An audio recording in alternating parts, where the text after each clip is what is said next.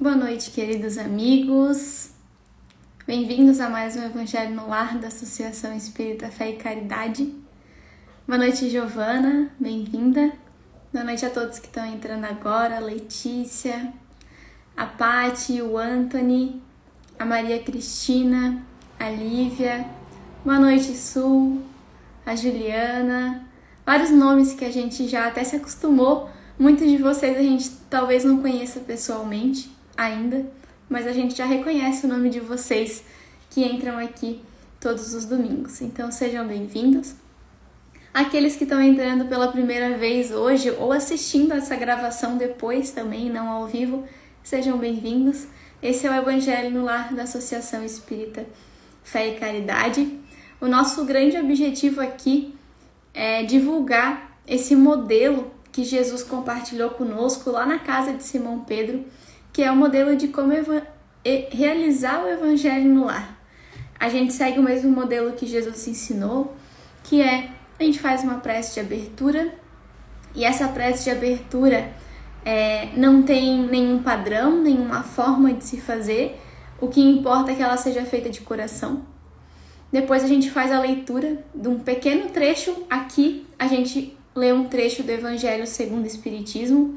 Pode ser também uma outra obra edificante, tem outras obras básicas da doutrina, o Livro dos Espíritos, por exemplo. Dá para pegar alguma das obras complementares de Emmanuel, Chico Xavier, só como exemplo. Depois a gente tece comentários nos quais vocês participam via comentários. Inclusive a gente pede que vocês participem pelos comentários, é muito importante a participação de vocês também. E depois a gente encerra com uma prece final, lembrando sempre de deixar um copo, uma garrafa com água fluidificada, porque a espiritualidade utiliza dessa água para nos auxiliar nas nossas necessidades físicas, emocionais, espirituais. Então não se esqueçam de deixar a água junto de vocês para fluidificar. Deixa eu colocar. Está um pouco instável, pelo menos para mim. Vamos ver se vai dar certo essa parte tecnológica para a gente começar o nosso encontro de hoje. Oi, Lari, boa noite. Oi, boa noite. Deu certo de primeira hoje com a Lari. Que bom. Lari, é muito bom estar aqui contigo. Também. Pessoal, para aqueles que não acompanharam o encontro anterior ou não lembram, hoje a gente ainda está no capítulo 2, que a gente recém começou, que é O Meu Reino Não É Desse Mundo, é do Evangelho segundo o Espiritismo. E hoje a gente vai ler o item 4, é um item só, que se chama A Realeza de Jesus. Mas antes da gente fazer a leitura, eu vou fazer a prece de abertura, pode ser, Lai? E daí eu faço a leitura, que é bem curtinha hoje, e depois eu confesso que eu tenho algumas dúvidas. Quero saber o que tu entendeu de algumas partes ali do texto. Então eu convido vocês, pessoal, para a gente fazer essa prece de abertura. Quem quiser pode fechar os olhos, quem não quiser também não precisa. Que esse seja um momento de conversa sincera com Deus, com Jesus, com nossos espíritos amigos. Que a gente possa agradecer este momento de vivência e de estudo do Evangelho e tudo aquilo que temos para o nosso melhor desenvolvimento aqui. A nossa casa, a nossa família, a comida na nossa mesa, a saúde do corpo físico e todo o amor que nos envolve, todos os amores que temos aqui no plano físico da Terra e também aqueles que já partiram. Então te agradecemos, Jesus, pelo teu Evangelho e pelo teu roteiro. Que assim seja. Então, pessoal, eu vou fazer agora a leitura. Lembrando para quem entrou agora nesse meio do caminho, é o item 4 do capítulo 2 do Evangelho segundo o Espiritismo, que se chama Realeza de Jesus. Que não é deste mundo o reino de Jesus, todos compreendem. Mas também na terra não terá ele uma realeza? Nem sempre o título de rei implica o exército do poder temporal. Dá-se esse título por unânime consenso a todo aquele que, pelo seu gênio, ascende à primeira plana numa ordem de ideias quaisquer, a todo aquele que domina o seu século e influi sobre o progresso da humanidade. É nesse sentido que se costuma dizer: o rei ou o príncipe dos filósofos, dos artistas, dos poetas, dos escritores, etc. Essa realeza oriunda do mérito pessoal, consagrada pela posterioridade, não revela muitas vezes preponderância bem maior do que a que cinge a coroa real? Imperecível é a primeira, enquanto esta outra é joguete das vicissitudes. As gerações que se sucedem à primeira sempre a bendizem, ao passo que, por vezes, amaldiçoam a outra. Esta, a terrestre, acaba com a vida. A realeza moral se prolonga e mantém o seu poder, governa, sobretudo, após a morte. Sob esse aspecto, não é Jesus mais poderoso rei do que os potentados da terra? Razão, pois, lhe assistia para dizer a Pilatos, conforme disse: sou rei, mas o meu reino não é deste mundo. Então, só a leitura já é bonita, né, Lari? Se a gente para refletir um pouco, fica ainda mais bonito, porque a gente relembra a magnitude que é Jesus, né? Lari, a gente fez a leitura do item 4, mas lá no início do capítulo tem a narrativa do Evangelho de João, onde aconteceu esse diálogo de Jesus com Pilatos, que foi lido no encontro anterior. O Pilatos fala assim, né, para Jesus: és, pois, rei? Ele fez uma pergunta, para ver o que Jesus ia responder ali, né? E aí Jesus respondeu: tu o dizes, sou rei. E continua. Mas a minha dúvida é, por que será que Jesus falou isso, né? Tu o dizes, sou rei. O que será que isso quis dizer? Então, boa noite a todos. Essa partezinha eu fiquei me questionando muito sobre a palavra rei, né? Eu não sei pra vocês, mas pra mim o título de rei vem pejorativamente, tipo, pessoa que estava no poder, que geralmente, na maioria, abusou do poder, fez guerras. Então eu fiquei me questionando, né, justamente porque Jesus, né, depois fala. Então, primeiro de tudo, eu acho importante da gente saber da onde que tira a frase, como tu falou, que é desse textinho, dessa conversa com Pilatos, né? E sempre também o contexto do momento.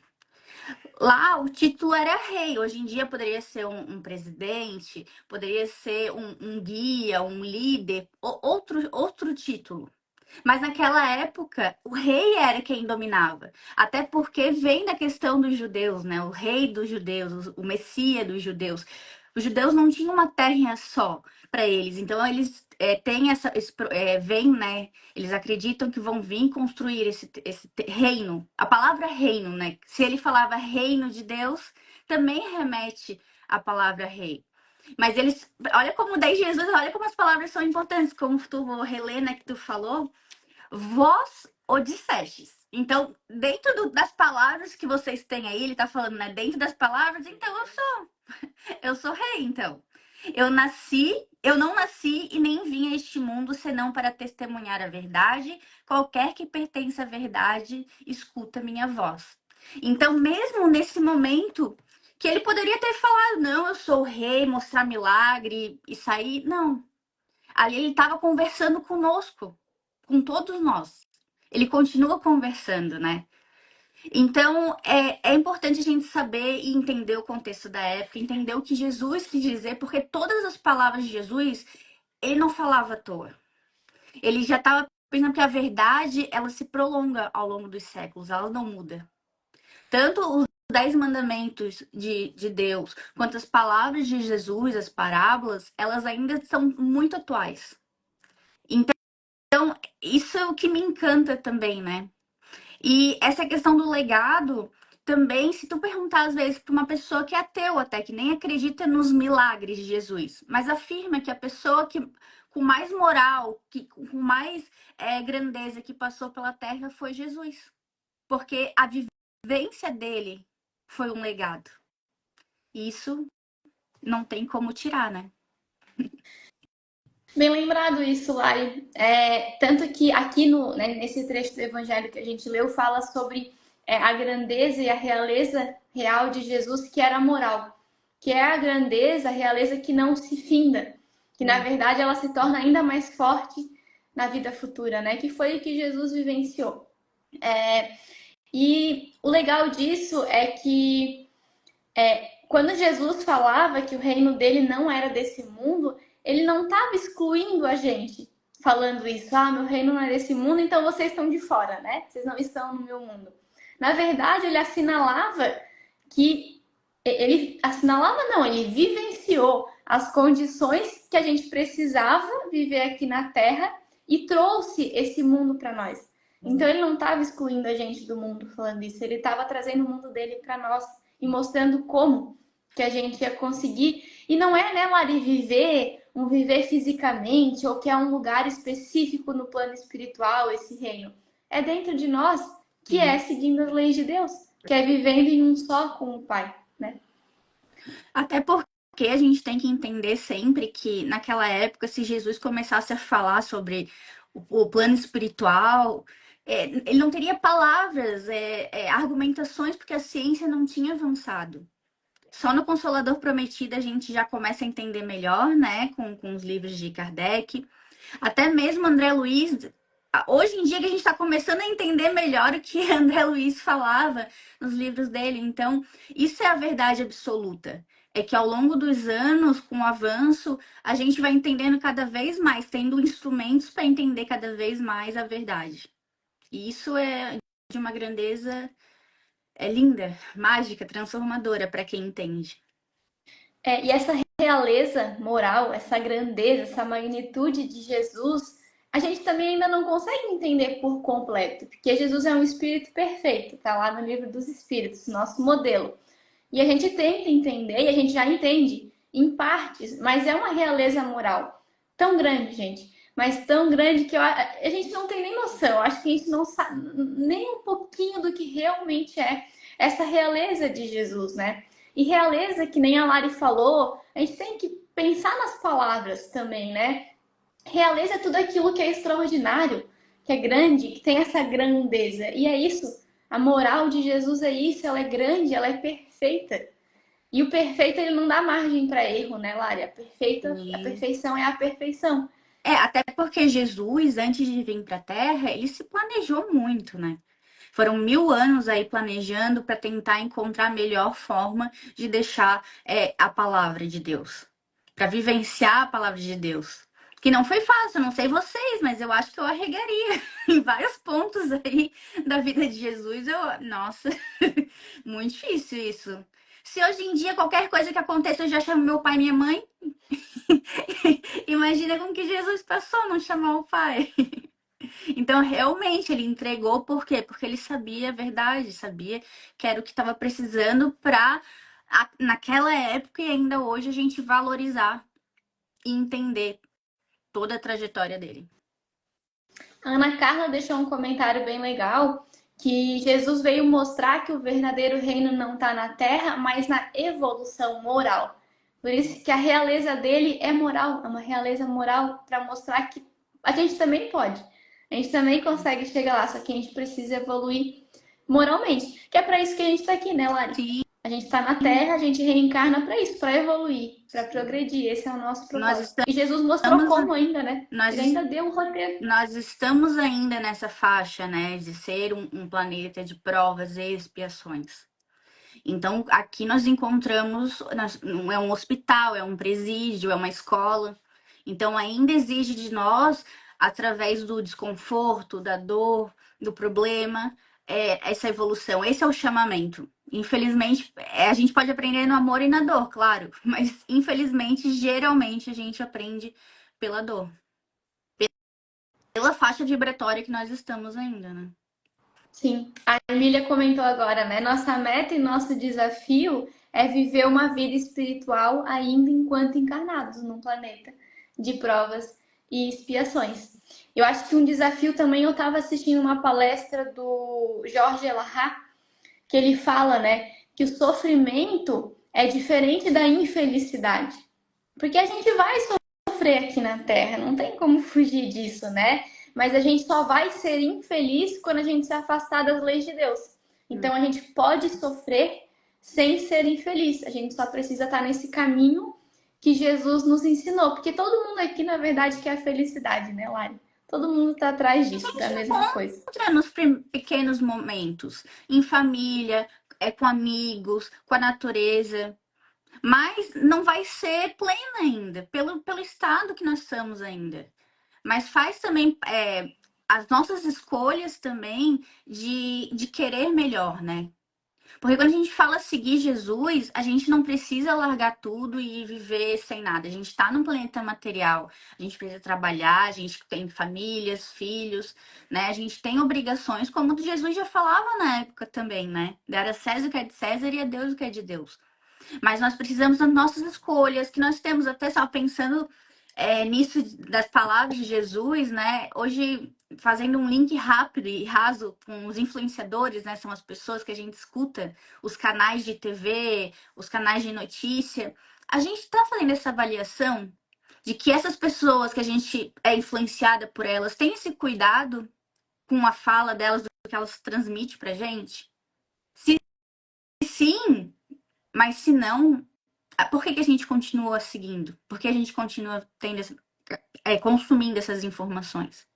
Então parece que seguir Jesus está distante, né? Está longe, mas não. Seguir Jesus está nos pequenos detalhes a todo momento das nossas escolhas. Por mais tecnologia, Jesus está presente, está atual em tudo. Jesus está muito mais próximo de nós no dia a dia do que nos grandes acontecimentos que às vezes a gente espera, né? Uhum. Não, é no dia a dia, é ali que está Jesus. Olá, eu sei que tu, assim como eu, é fã de Emmanuel. Eu queria saber se tu achou algum comentário de Emmanuel, algum texto de Emmanuel para esse tema. Eu imagino que sim, né? Porque Emmanuel, ele comentou praticamente tudo, né? Para nos Tudo, ajudar um pouquinho a entender um pouquinho melhor. Então, eu peguei um trechinho que me tocou bastante, e vem nisso que a gente falou, né?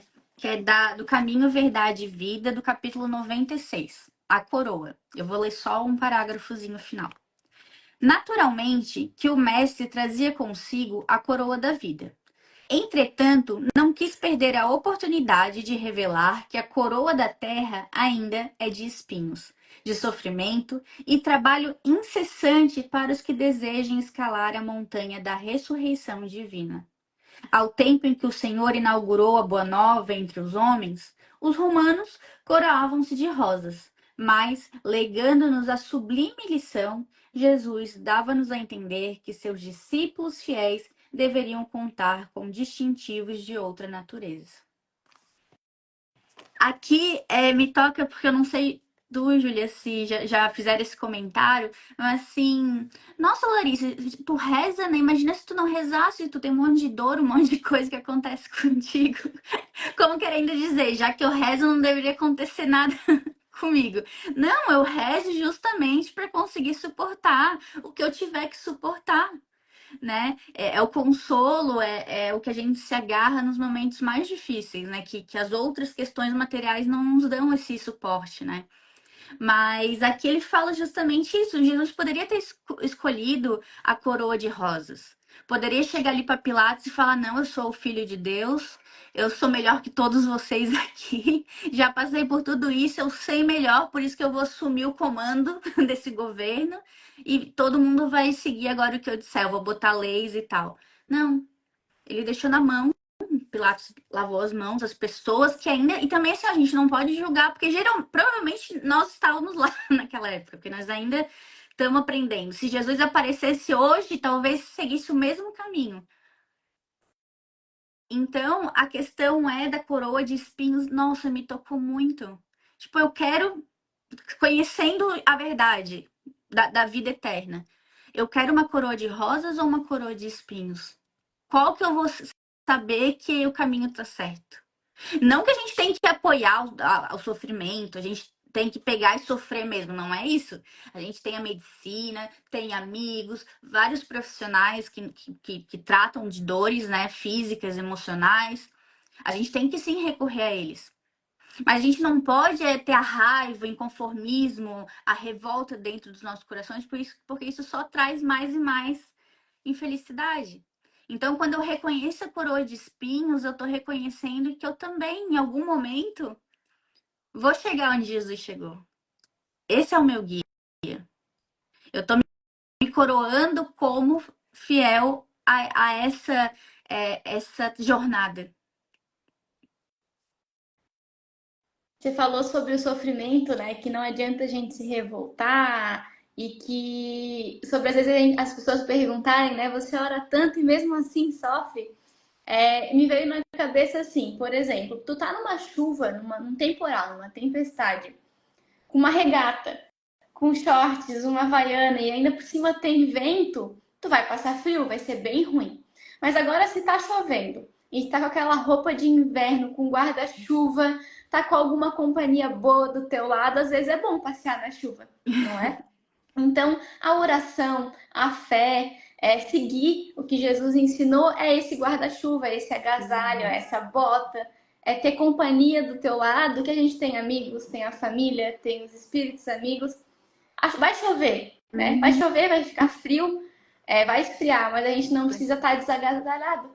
Então, Sim. acho que é isso que a gente tem que lembrar e agradecer também, né, Lari? No momento de dificuldade, lembrar que a gente tem o casaco, que a gente tem a bota, que no caso a gente tem a família, tem os amigos, tem a fé. Hoje eu li um pouco antes, estava lendo com minha mãe o livrinho nossa, eu tô apaixonada, que é O Médico Jesus, e ele falava justamente da gratidão, que a gente devia agradecer tudo bem. Eu tô com dor no ombro, mas os meus rins funcionam muito bem para que eu possa tomar a medicação. O meu coração tá bombeando esse sangue para levar os leucócitos, sabe? Então ele fala da gratidão, mesmo que algo esteja ruim, não tá tudo ruim. Então agradecer e levar isso para as partes boas, que é um pouco disso também, né? De não só focar na chuva. Por exemplo, subir aquele morro sozinha é muito mais difícil que subir um morro conversando, brincando, rindo. Então é assim na vida. E o Jesus, para mim, pessoalmente, é isso. É esse alento, esse consolo, essa certeza de que vai ficar tudo bem. Pode não ser hoje, pode não ser amanhã, não pode não ser nessa encarnação. Mas ele é justo, né? Eu sei que o Pai é justo, é bom e misericordioso. Se eu duvidar disso, daí sim vai ser difícil. Então, tu tendo a certeza de que Deus é bom, justo e misericordioso, não é que fica fácil, mas você encontra instrumentos para levar com mais leveza as dificuldades, mesmo uma coroa de espinhos. Olá, a gente sempre, eu e a Emília, a gente brinca que a gente gosta de deixar uma tarefinha para semana, né, para todo mundo. Tu lê, por favor, de novo só a última frase do texto de Emmanuel. Sim. Ao tempo em que o Senhor inaugurou a Boa Nova entre os homens, os romanos coroavam-se de rosas, mas legando-nos a sublime lição, Jesus dava-nos a entender que seus discípulos fiéis deveriam contar com distintivos de outra natureza. Então, os discípulos fiéis de Jesus, que a gente se diz ser, né, devem usar distintivos de outras naturezas.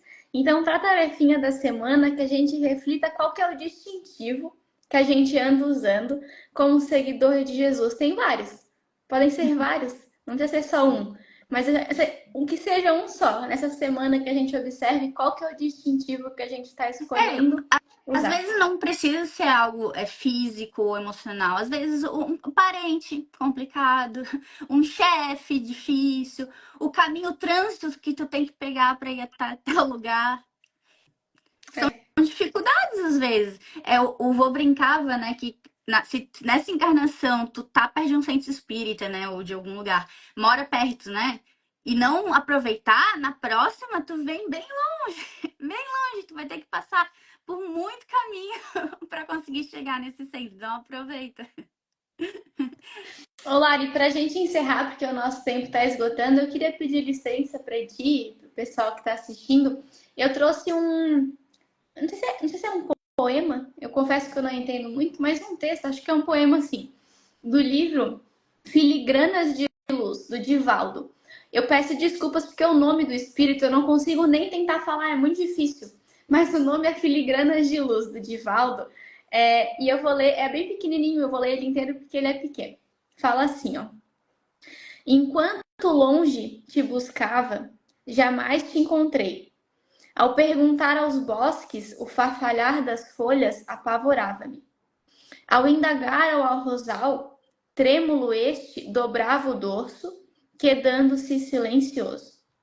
Inquirindo as águas cantantes do riacho, despencavam-se ligeiras, aparentando não me ouvir. Examinei a terra, perguntei às gentes, e tudo me pareceu indiferente. Um dia, examinei minha alma e lá encontrei-te, enfim. Então, a realeza de Jesus é essa, ela está dentro da gente, é uma realeza moral que todos nós temos o mesmo potencial de alcançar essa mesma realeza. É só a gente seguir com ele. Porque ele segue com a gente, né, Lari? Agora é só a gente seguir com ele também. Com certeza.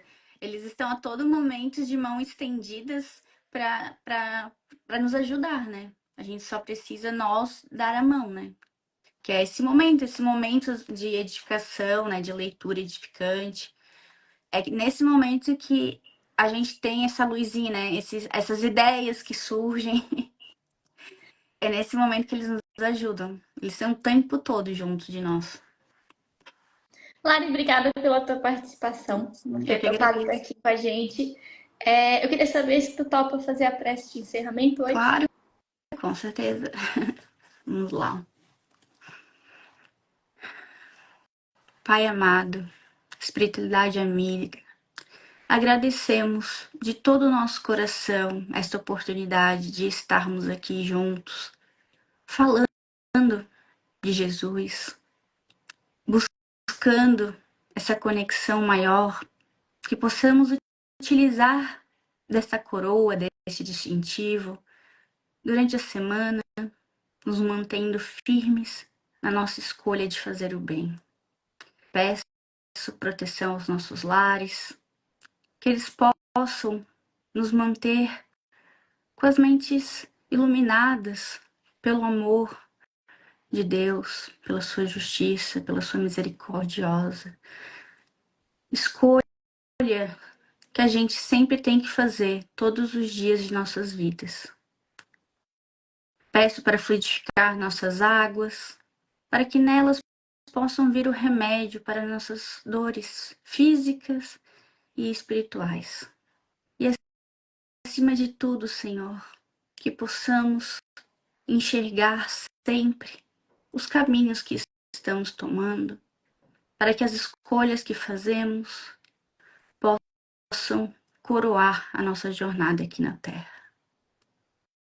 Muito obrigada, assim seja. Assim seja. Obrigada, Lari. Obrigada, pessoal, pela participação. Tenham todos uma boa semana e até domingo. Tchau, tchau.